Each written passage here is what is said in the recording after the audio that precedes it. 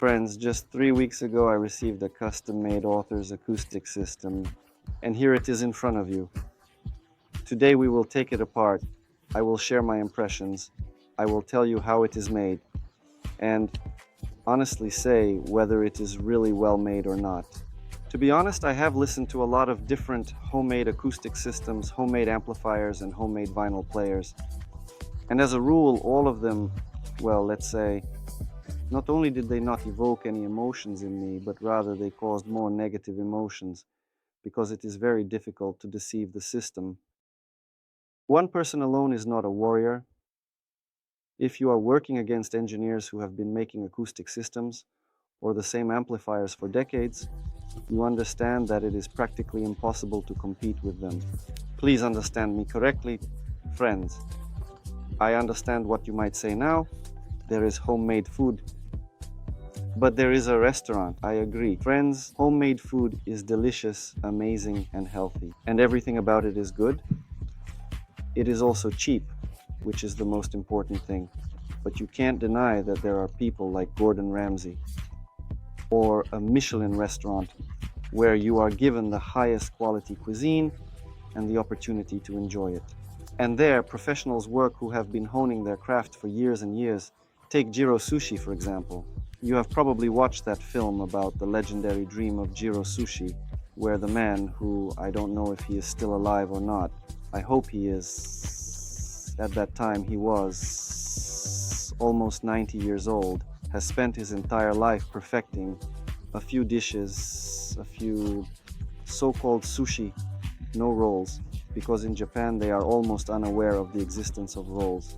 That's an American thing, but that's another story. So this man perfects just a few incredibly delicious dishes.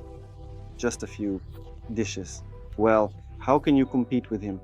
It's practically, no, not practically, it's just impossible. I wouldn't say that, for example, this acoustic system was made by Jiro Sushi, but it was made by people who have been in this field for decades, who have a lot of money, who are driven to make even more money. And to do that, they need to provide you with a quality product. Pavel sent me these speakers, asked me to test them, and wrote me a letter. I must honestly say I am very touched before I talk about their sound. I want to tell you about their characteristics. They play from 39 Hz to 20 kHz. I will say right away that, in my opinion, they do not play from 39 Hz.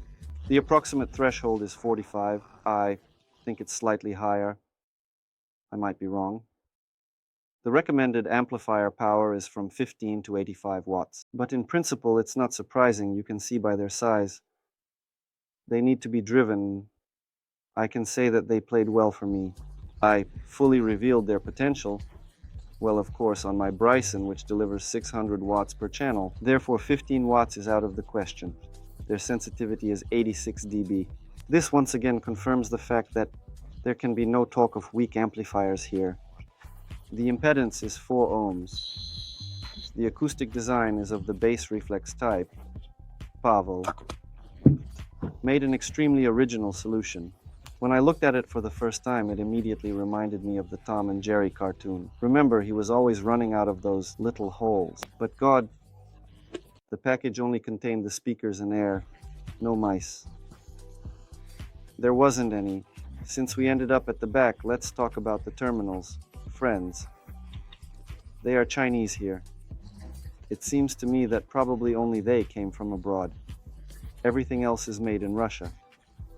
That's really cool. I take my hat off to this, friends. Indeed, let's leave it at that. Let's move our Rodrigo, indeed our beloved, the constant companion of our company. And let's continue reading the specifications. The weight of each S is 7.5 kilograms. I haven't measured it, honestly, but I believe it. The recommended room size is from 16 to 20 square meters. I tested them in a 30 square meter space, and in my listening room, which is approximately 14-16 square meters. I still don't know for sure, because according to the plan it's one thing, but when you measure it like this, it's completely different. Plus, the bass traps took up quite a lot of space, and a little bit of humor from Pavel. To quote, they really love the champagne dance with tambourines, meaning they are sensitive to placement, do not tolerate low-quality amplifiers and all that other audiophile stuff.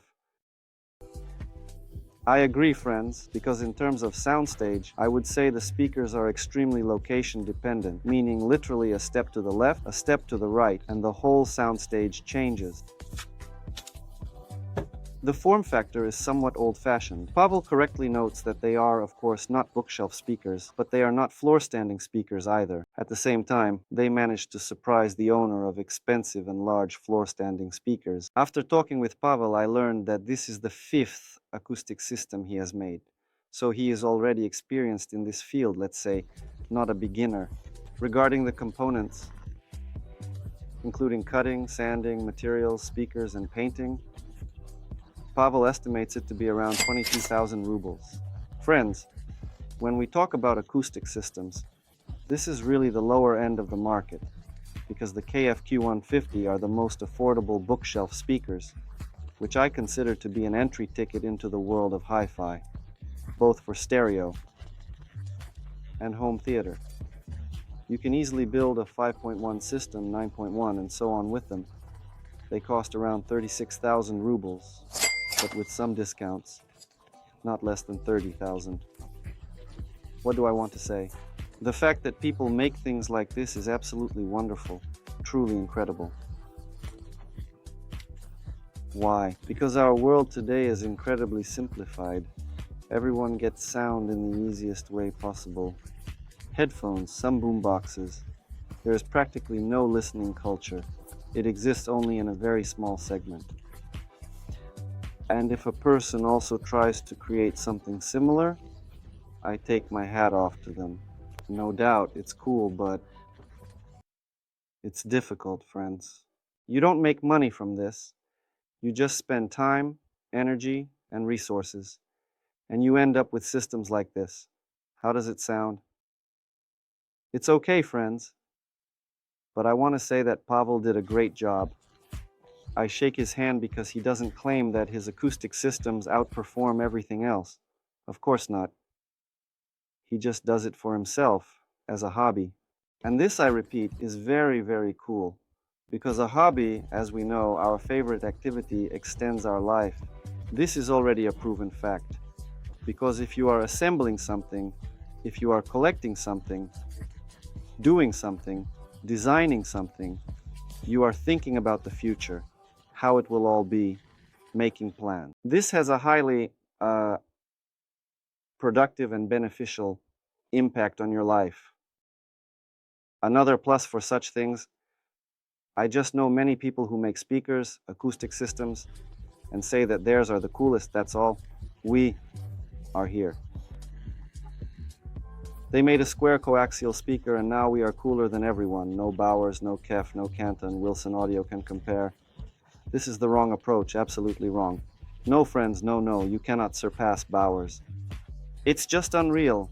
In a garage, or God forbid, even at a factory, anywhere in Russia, you simply won't be able to make anything like this. Unfortunately, to my great regret, you won't be able to make anything like this. No way. You won't be able to, because there are decades of production, insane budgets, and the machine that assembles these enclosures from sheets of wood costs more than $1 million at that time. You understand what numbers we are talking about, so it is all very complicated.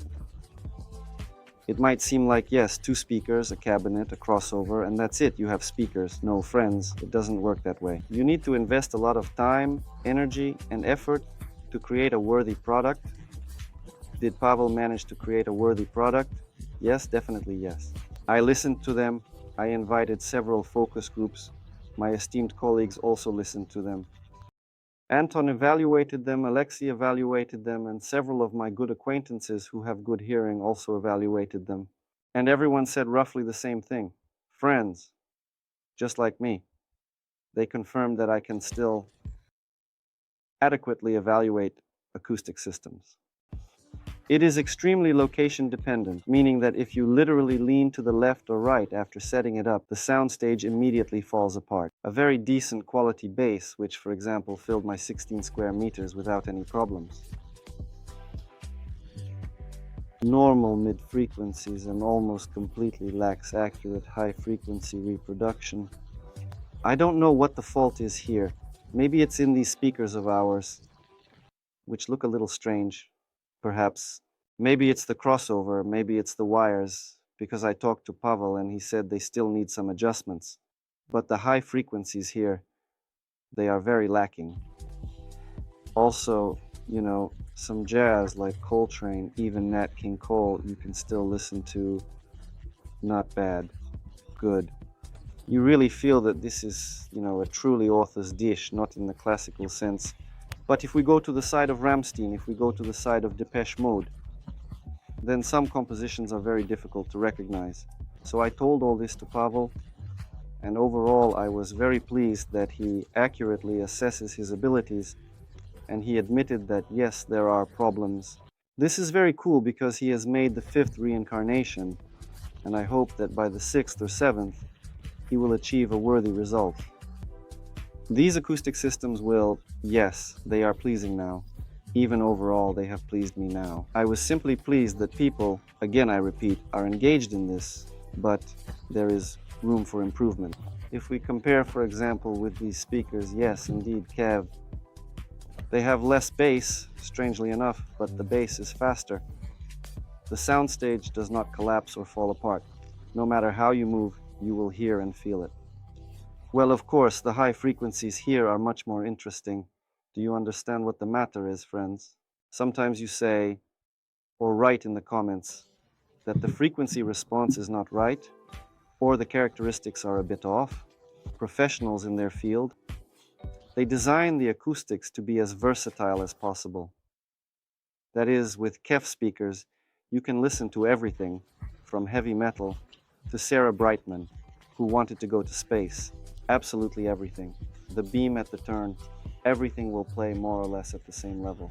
This is the difference between mass-produced samples and the so-called author's acoustic systems.